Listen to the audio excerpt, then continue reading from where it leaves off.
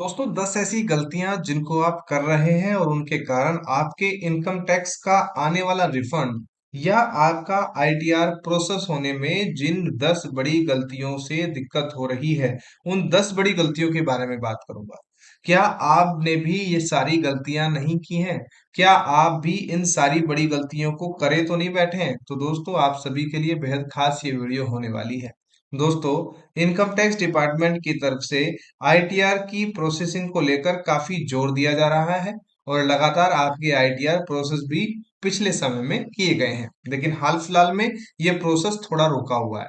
लेकिन अभी भी उन लोगों के लिए जिन्होंने अपने आईटीआर को प्रोसेस में लाने के लिए इंतजार किया है अभी तक, आगे भी इंतजार करेंगे तो उनका इंतजार लंबा ना हो, उसके लिए ये वीडियो बना रहा हूं।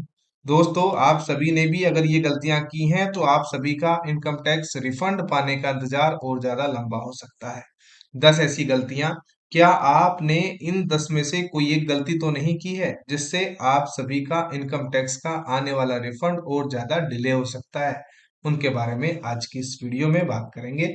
ये कॉमन मिस्टेक्स हैं, कोई बहुत बड़ी मिस्टेक नहीं है, लेकिन फिर भी लोग करते हैं और जिसके कारण उनका इनकम टैक्स का आने वाला रिफंड या आईटीआर प्रोसेस होने में बहुत ज्यादा समय लग जाता है।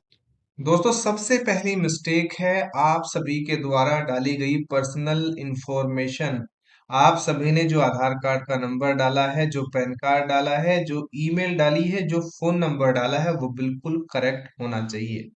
सबसे पहला आधार कार्ड पैन कार्ड नंबर तो जरूरत जरूर होना चाहिए। ईमेल आप सभी के ईमेल वेरिफिकेशन और फोन नंबर आप सभी के ओटीपी के वेरिफिकेशन के लिए एकदम करेक्ट होना चाहिए। आप सभी के इन सारी पर्सनल डिटेल्स को फाइल करने से पहले, भरने से पहले अपने इनकम टैक्स फॉर्म को एक बार दोबारा से वेरीफाई कर लें, उसको जांच लें।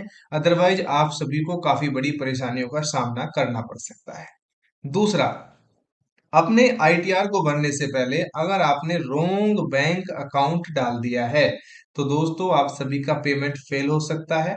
किसी गलत अकाउंट में आप सभी का पैसा जा सकता है और जिसका लगभग कई केसों में देखा गया कोई सॉल्यूशन भी नहीं मिलता है। तो दोस्तों आप सभी को बता दूं, आप सभी प्री वैलिडेट करने से पहले इनकम टैक्स के पोर्टल पर आप सभी अपने अकाउंट को दोबारा से जांच लें, अच्छी तरह जांच लें, जिससे आप सभी का इनकम टैक्स के पोर्टल पर होने वाला नुकसान बच जाए।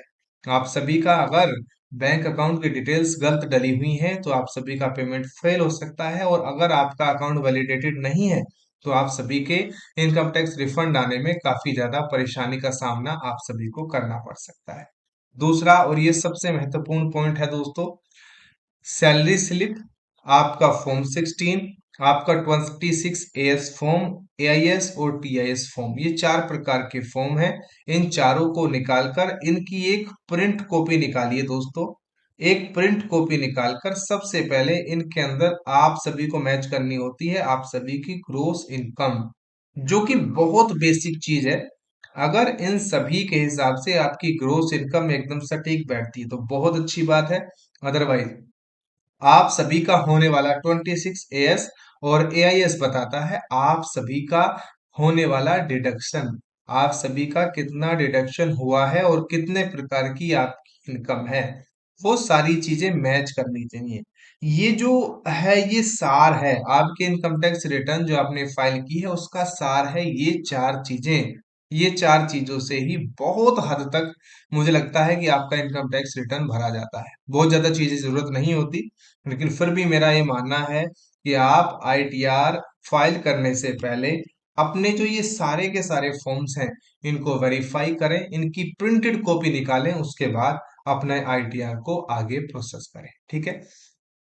दूसरा, एक और बहुत महत्वपूर्ण चीज है, आप सभी जब फाइल करते हैं आप सभी की रिपोर्टिंग ऑल इनकम सोर्सेज, जितने भी इनकम सोर्स हैं उनको रिपोर्ट कीजिए दोस्तों।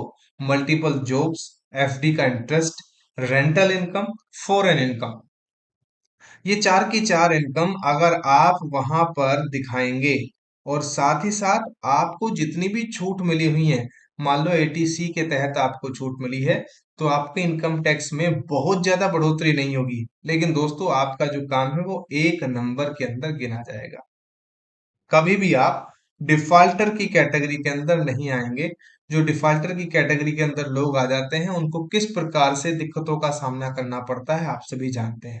तो आपको क्या करना है, जितनी भी इनकम सोर्सेज हैं उन सभी को आपको यहाँ पर इनकम टैक्स रिटर्न को फाइल करते हुए दिखाना है, चाहे वो कितनी भी इनकम सोर्सेज हों आपकी। ठीक है, सभी इनकम सोर्सेज को डिक्लेयर करें, चाहे वो छोटी सी छोटी हो, जैसे एफडी का इंटरेस्ट है बहुत छोटा अमाउंट होता है, कई बार ये 200 रुपए, कई बार ये 500 रुपए, या कई बार और छोटा अमाउंट होता है, तो उसको भी आप डिक्लेयर कीजिए। ये आप सभी के इनकम टैक्स में बहुत ज्यादा बढ़ोतरी नहीं करेगा, लेकिन आपको नंबर एक में सर उठाकर जीने के लिए बहुत जरूरी चीजें हैं। एक और बड़ी महत्वपूर्ण बात दोस्तों, सही आईटीआर फॉर्म का सिलेक्शन कीजिए। Choose a right ITR form. दोस्तों आईटीआर फॉर्म मैंने आप सभी को बताया है कि आईटीआर 1 से लेकर आईटीआर 7 तक होते हैं, जिनके अंदर 1 से 5 तक अब इनकम टैक्स डिपार्टमेंट ने अवेलेबल करा दिए हैं। तो जिनको ये भरना है 1 से 5 तक वो भर सकते हैं, क्योंकि नंबर्स अभी भी काफी ज्यादा है जिनको अभी आईटीआर भरने हैं। तो दोस्तों मैं आपको मोटा मोटा फिर भी बता देता हूँ। आईटीआर 1 होता है दोस्तों जो सैलरीड पर्सन है उनके लिए आईटीआर 1 होता है। दूसरा, जो लोग कैपिटल गेन करते हैं, शेयर मार्केट खेलते हैं, उनके लिए लगभग आईटीआर 2। नंबर 3, कोई प्रोफेशनल इनकम कमाने वाला व्यक्ति या कोई बिजनेस से आने वाली इनकम, उनके लिए 4। और दोस्तों प्रिजम्पटिव टैक्सेशन के लिए हम आईटीआर 4 को फाइल करते हैं। और जो आगे वाले हैं जिसकी डिटेल वीडियो मैंने बना रखी है, इसका लिंक भी मैं आप सभी को वीडियो के डिस्क्रिप्शन बॉक्स में प्रोवाइड करा दूंगा, वहां से जाकर देख लीजिएगा। Ignoring capital gain and losses. दोस्तों आपने शेयर्स बेचे, उनके अंदर चाहे तो आप सभी को प्रॉफिट हुआ, चाहे आप सभी को लॉस हुआ, अगर आपने बुक कर लिया है तो उस सभी को बुक वाले अमाउंट को आप शो जरूर कीजिए आपके इनकम टैक्स की रिटर्न के अंदर, चाहे वो शॉर्ट टर्म हो चाहे वो लॉन्ग टर्म हो। म्यूचुअल फंड्स आपने बेचे हैं, आपने कोई प्रॉपर्टी से रिलेटेड ट्रांजेक्शन की है, तो आप उसको शो कीजिए। दोस्तों उसको शो करेंगे तो आप सभी के इनकम टैक्स रिटर्न में बहुत ज्यादा बढ़ोतरी नहीं होगी, लेकिन दोस्तों आपके काम बिल्कुल एक नंबर में गिने जाएंगे। Missing deduction and exemptions. कई सारे लोग क्या कहते हैं, जानकारी के अभाव में उनको पता नहीं होता कि किन किन डिडक्शन पर हमें एग्जेम्पशन लागू हैं। एटीसी के अंदर जितनी भी डिडक्शन होती हैं उनके अंदर आपको एग्जेम्पशन मिलता है, वो एग्जेम्पशन का फायदा लीजिए। एटीडी के तहत जो टैक्स हेल्थ इंश्योरेंस बहुत सारे लोग करते हैं, उसमें भी लोगों को फायदा मिलता है। तो आप अपनी फाइलिंग करने से पहले अपने जो एलिजिबल डिडक्शन है उनकी एक लिस्ट प्रिपेयर करो, और उस लिस्ट के हिसाब से अपने डिडक्शन को और अपने एग्जेम्पशन को वहां पर लिखिए, ताकि आपको आपके इनकम टैक्स रिफंड आने में बहुत ज्यादा तरक्की मिल पाए। दूसरा, एक चीज बहुत बड़ी गलती करते हैं लोग, अपने आईटीआर को वेरीफाई नहीं करते। इसका बहुत बड़ा एक रीजन है कि हमें पता होता है कि 30 दिन है वेरीफाई करने के लिए, और दोस्तों ये 30 दिन कब छूमंतर हो जाएंगे आपको पता नहीं लगेगा। तो आप सभी अपने आधार ओटीपी, अपनी नेट बैंकिंग या डिजिटल सिग्नेचर से अपने आईटीआर को जल्द से जल्द वेरीफाई कीजिए। जितनी जल्द आप वेरीफाई करेंगे उतनी ही जल्द आप सभी के आईटीआर का रिफंड अमाउंट या आपका आईटीआर प्रोसेस हो पाएगा। अगला और बहुत खास पॉइंट है आप सभी के लिए कि दोस्तों आप सभी अपने आईटीआर को फाइल कर रहे हैं, और आप सभी देखते हैं कि जो भी आप सभी को मिलने वाली एक पेनल्टी है, जैसे कि आपको ड्यू डेट से पहले अपने आईटीआर को फाइल करना है, उससे क्या होगा, आप पेनल्टी से बच जाएंगे। ठीक है, टाइम पर अपने आईटीआर को फाइल करिए, और ड्यू डेट से पहले ही आप अपने आईटीआर को फाइल करें, तो आप सभी को कोई नोटिस नहीं आएगा और आप सभी पेनल्टी से भी बचेंगे। अगर आपको कोई नोटिस आ जाता है तो आपको उसका टाइमली रेस्पॉन्ड करना है दोस्तों, क्योंकि दोस्तों मैं आप सभी को बताऊं, अगर नोटिस आ गया उसके साथ टाइमलाइन लिखी होती है कि इस नोटिस का आपको 28 दिन के अंदर जवाब देना है, इस नोटिस का आपको 7 दिन के अंदर जवाब देना है। दी गई टाइमलाइन के अंदर ही जवाब दीजिए, अदरवाइज आप एक डिफाल्टर की कैटेगरी के अंदर आ जाते हैं।